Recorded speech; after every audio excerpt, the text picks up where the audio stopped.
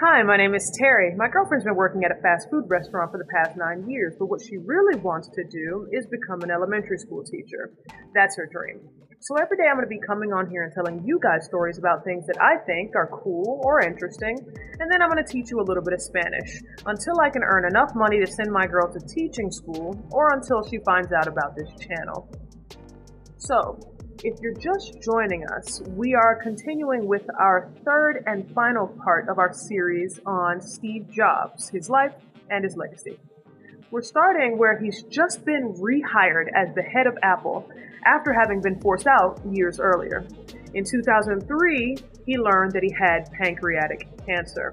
He continued working, however, as a form of catharsis. He was always reaching for perfection. The iPhone and the iPad were actually both invented and brought to market after he was diagnosed with cancer. He died at the very young age of 56, but he actually lived longer than he thought he would. After his diagnosis, he went back to his childhood town to complete a spiritual journey he says he started when he was a kid in the apricot orchards of Silicon Valley. He will be remembered as the man who brought a human touch to our digital devices. But what is perhaps more important is that he lived long enough to bring a human touch to himself. His story is the Silicon Valley version of the creation story, launching a startup in his parents' garage and building it into the world's most valuable company. He didn't invent many things, but he was a master of putting together ideas, art, and technology in ways that created the future. The community of Mac users has a sacred devotion to the company's products and their aesthetic. This devotion has been called the cult of Macintosh.